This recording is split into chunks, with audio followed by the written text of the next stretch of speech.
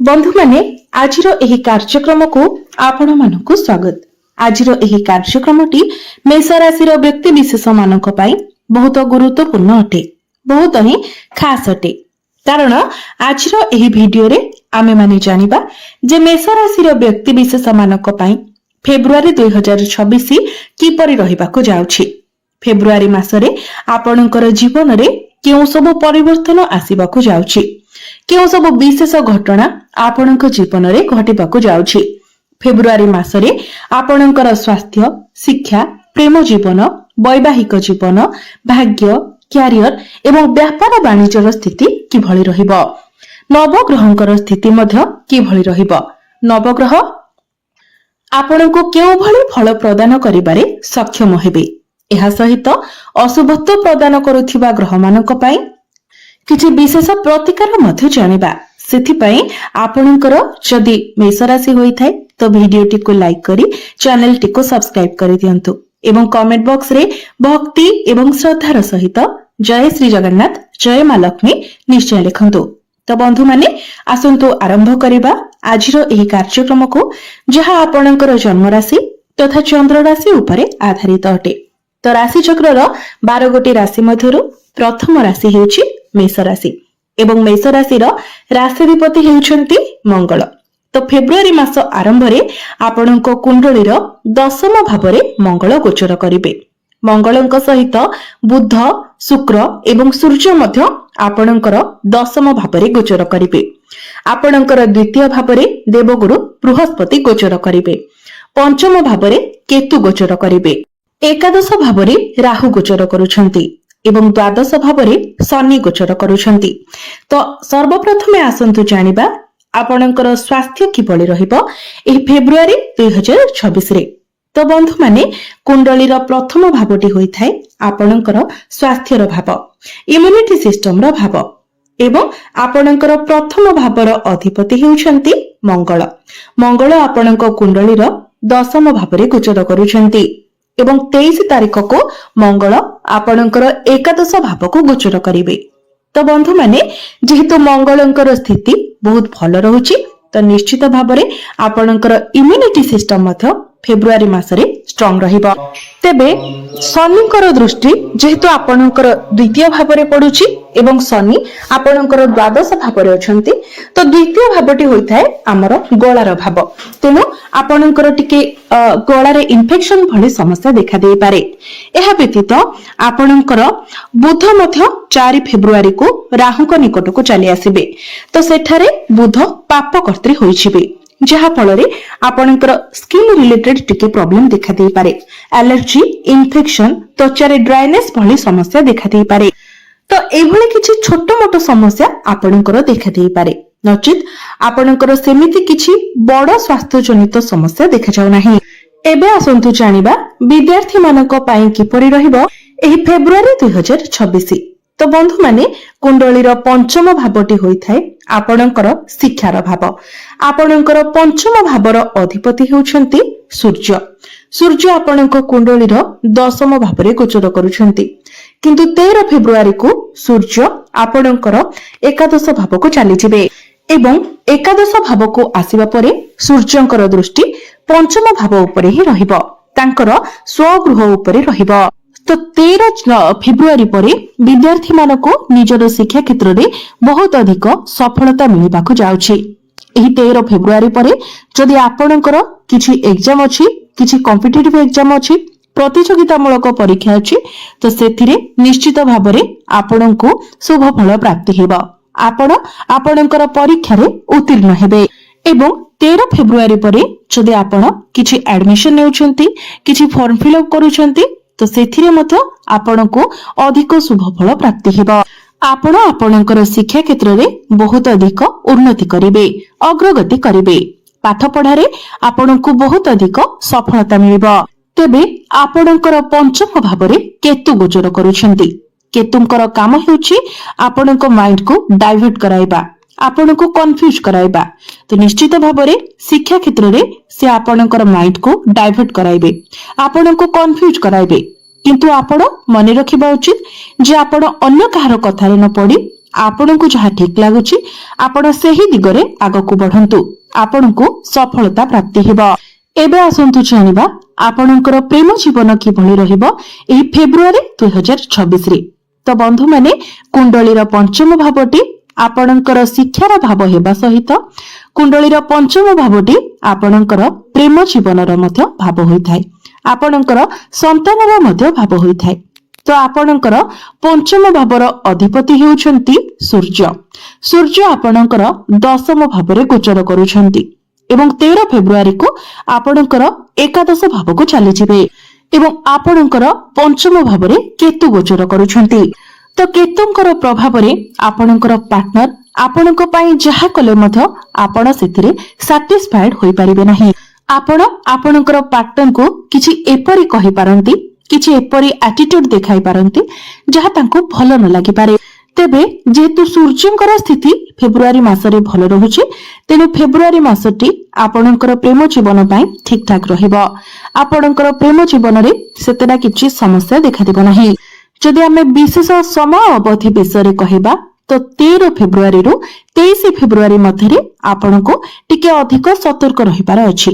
ବାସ୍ ଏତିକି ଯଦି ଆପଣ ସତର୍କତା ଅବଲମ୍ବନ କରୁଛନ୍ତି ତ ପ୍ରେମ ଜୀବନ ଆପଣଙ୍କର ବହୁତ ଭଲ ରହିବ।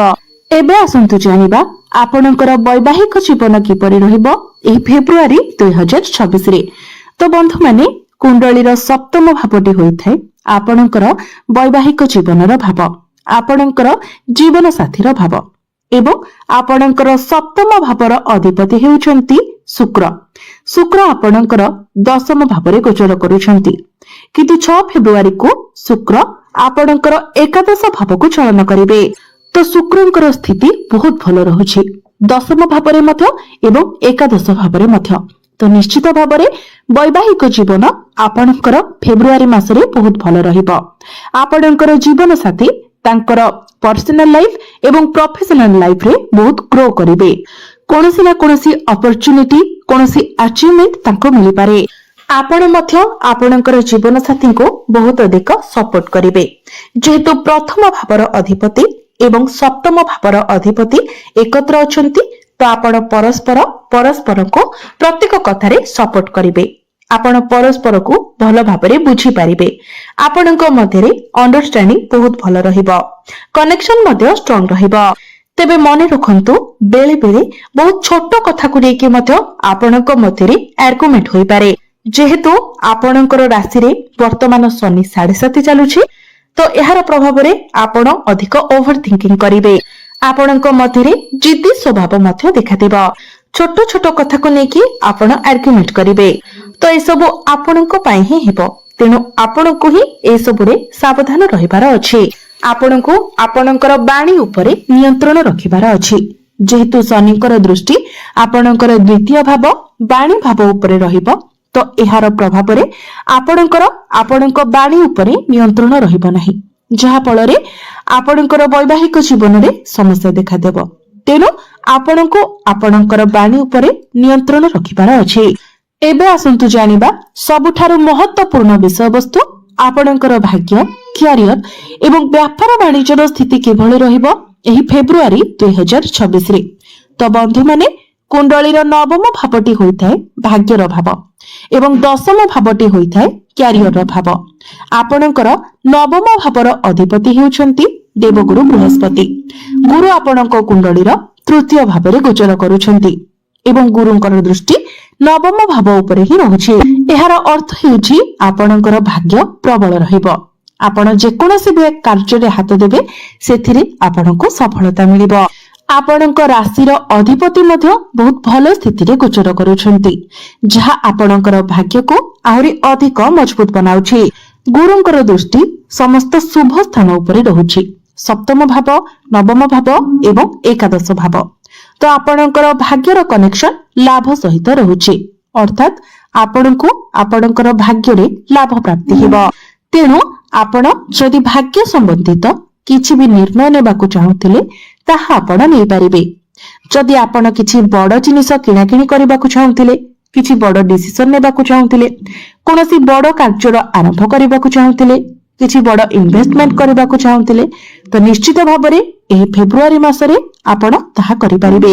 ଏହି ଫେବୃଆରୀ ମାସରେ ଆପଣ କିଛି ଶୁଭ ମାଙ୍ଗଳିକ କାର୍ଯ୍ୟର ଆୟୋଜନ ମଧ୍ୟ କରିପାରନ୍ତି। କିଛି ବଡ ଜିନିଷ ଆପଣ କିଣା ବିକା କରିପାରନ୍ତି। ତେବେ 23 ଫେବୃଆରୀକୁ ଯେତେବେଳେ ଆପଣଙ୍କର ମଙ୍ଗଳ ଏବଂ ରାହୁ ଏକତ୍ର ହୋଇଯିବେ ସେତେବେଳେ ଟିକେ ଆପଣଙ୍କୁ ସତର୍କ ରହିବାର ଅଛି। ତରବରିଆ ଭାବରେ ଯେମିତି ଆପଣ କିଛି ଡିସିସନ ନ ନିଅନ୍ତି ସେଥିପ୍ରତି ଆପଣଙ୍କୁ ଧ୍ୟାନ ଦେବାର ଅଛି। ଏବଂ ଅନ୍ୟ କେହି ଯଦି ଆପଣଙ୍କୁ କିଛି ବୁଦ୍ଧି ଦେଉଛନ୍ତି, କିଛି ମୋଟିଭେଟ କରୁଛନ୍ତି ତ ସେଥିରେ ଆପଣ ନ ପଡି ନିଜ ଚିନ୍ତା କରନ୍ତୁ ଯେ କେଉଁଟା ଠିକ ଏବଂ କେଉଁଟା ଭୁଲ। ଏବେ ଆସନ୍ତୁ ଜାଣିବା ଆପଣଙ୍କର କ୍ୟାରିୟର ଏହି ଫେବୃଆରୀ 2026ରେ। ତ ବନ୍ଧୁମାନେ, ଆପଣଙ୍କର 10ମ ଭାବର ଅଧିପତି ହେଉଛନ୍ତି ଶନି। ଶନି ଆପଣଙ୍କ କୁଣ୍ଡଳୀର 12ଶ ଭାବରେ ଗୋଚର କରୁଛନ୍ତି, କିନ୍ତୁ ଆପଣଙ୍କର 10ମ ଭାବରେ ବୁଧ, ଶୁକ୍ର, ସୂର୍ଯ୍ୟ ଏବଂ ମଙ୍ଗଳ ଗୋଚର କରୁଛନ୍ତି। ସୂର୍ଯ୍ୟ ଆପଣଙ୍କୁ କନଫିଡେନ୍ସ ପ୍ରଦାନ କରିବେ, ମଙ୍ଗଳ ଆପଣଙ୍କୁ ଏନର୍ଜି ଏବଂ ସାହସ ପ୍ରଦାନ କରିବେ, ଲିଡରସିପ କ୍ୱାଲିଟି ପ୍ରଦାନ କରିବେ। ଶୁକ୍ର ଏବଂ ବୁଧ ଆପଣଙ୍କର କମ୍ୟୁନିକେସନ ସ୍କିଲକୁ ବହୁତ ଭଲ ବନାଇବେ, ଯାହାର ଅର୍ଥ ହେଉଛି କ୍ୟାରିୟରରେ ଆପଣଙ୍କର କନଫିଡେନ୍ସ ଲେଭେଲ ବଢିବ, ଆପଣଙ୍କ ମଧ୍ୟରେ ଏନର୍ଜି ଷ୍ଟାମିନା ରହିବ, ଗୋଟେ ଲିଡରସିପ କ୍ୱାଲିଟି ରହିବ, ଆପଣଙ୍କର ଏକ୍ସପ୍ରେସନ, ଆପଣଙ୍କର କମ୍ୟୁନିକେସନ ଷ୍ଟାଇଲ ମଧ୍ୟ ବହୁତ ଭଲ ରହିବ। ତ ଆପଣ ଆପଣଙ୍କର କ୍ୟାରିୟରରେ ବହୁତ ଅଧିକ ଗ୍ରୋ କରିବାକୁ ଯାଉଛନ୍ତି, କ୍ୟାରିୟରକୁ ନେଇକି କିଛି ବଡ ଡିସିସନ ନେବାକୁ ଯାଉଛନ୍ତି। ତ ଆପଣ ଆପଣଙ୍କର କ୍ୟାରିୟରକୁ ନେଇକି ଯାହାବି କିଛି ସ୍ୱପ୍ନ ଦେଖିଥିଲେ ସେଥିରେ ଆପଣ ଆଗକୁ ବଢନ୍ତୁ, ନିଶ୍ଚିତ ଭାବରେ ଆପଣଙ୍କୁ ସଫଳତା ପ୍ରାପ୍ତି ହେବ। ତ ଫେବୃଆରୀ ମାସରେ କ୍ୟାରିୟର ଆପଣଙ୍କର ବହୁତ ଭଲ ରହିବ, କାରଣ ସମସ୍ତ ଗ୍ରହ ଆପଣଙ୍କର ଏକାଦଶ ଭାବକୁ ପ୍ରବେଶ କରିବେ। ତେଣୁ କ୍ୟାରିୟର ରିଲେଟେଡ ଆପଣ ଯାହା ବି ଷ୍ଟେପ ନେବା ପାଇଁ ଚାହୁଁଥିଲେ ଆପଣ ନିଶ୍ଚିତ ହୋଇ ସେଥିରେ ଆଗକୁ ବଢନ୍ତୁ। ବିଜନେସ କଥା ଯଦି କହିବା ତ ବିଜନେସ ମଧ୍ୟ ଏହି ଫେବୃଆରୀ ମାସରେ ଆପଣଙ୍କର ବହୁତ ଭଲ ରହିବ। ଯଦି ଆପଣ ଡେଲି ଇନକମ ର କିଛି କାମ କରୁଛନ୍ତି, ମାର୍କେଟିଂ ର କାମ କରୁଛନ୍ତି, ଅନଲାଇନ ରିଲେଟେଡ କିଛି କାମ କରୁଛନ୍ତି, ପବ୍ଲିକ ଡିଲିଂ, ପବ୍ଲିକ ସର୍ଭିସ ର କିଛି କାମ କରୁଛନ୍ତି, କନସଲ୍ଟିଂ ର କାମ କରୁଛନ୍ତି, ତ ଏହି ସବୁ କ୍ଷେତ୍ରରେ ଆପଣଙ୍କୁ ବହୁତ ଅଧିକ ସଫଳତା ମିଳିବ। ଆପଣ କିଛି ନୂଆ ବିଜନେସ ମଧ୍ୟ ଷ୍ଟାର୍ଟ କରିପାରନ୍ତି। ତ ଏବେ ଆସନ୍ତୁ ଜାଣିବା କିଛି ଉପାୟ ବିଷୟରେ, ଯେଉଁ ଉପାୟ ଗୁଡିକ କରିବା ଦ୍ୱାରା ଆପଣଙ୍କୁ ଅଧିକ ମାତ୍ରାରେ ଶୁଭ ଫଳ ପ୍ରାପ୍ତି ହେବ ଏବଂ ଯାହା ସବୁ ଅଶୁଭତ୍ୱ ରହୁଛି ସେଗୁଡିକ ଖଣ୍ଡନ ହୋଇଯିବ। ତ ସେଥିପାଇଁ ଆପଣ ପ୍ରତ୍ୟେକ ଦିନ ହନୁମାନ ଚାଳିସାର ପାଠ କରନ୍ତୁ, ପ୍ରତ୍ୟେକ ଦିନ ମଙ୍ଗଳଙ୍କର ବୀଜ ମନ୍ତ୍ର 108 ଥର ଜପ କରନ୍ତୁ, ପ୍ରତ୍ୟେକ ଦିନ ଓಂ ନମଃ ଶିବାୟ ମନ୍ତ୍ର 108 ଥର ଜପ କରନ୍ତୁ ଏବଂ ପ୍ରତ୍ୟେକ ଦିନ ଉଦିତ ସୂର୍ଯ୍ୟଙ୍କୁ ତମ୍ବା ପାତ୍ରରେ ଜଳାର୍ଘ୍ୟ ଅର୍ପଣ କରନ୍ତୁ। ନିଶ୍ଚିତ ଭାବରେ ଆପଣଙ୍କୁ ଅଧିକ ମାତ୍ରାରେ ଶୁଭ ଫଳ ପ୍ରାପ୍ତି ହେବ। ତ ବନ୍ଧୁମାନେ, ଆପଣଙ୍କର ଜୀବନ ମଙ୍ଗଳମୟ ହେଉ, ଏହା ହିଁ ଈଶ୍ୱରଙ୍କ ନିକଟରେ ମୋର ପ୍ରାର୍ଥନା।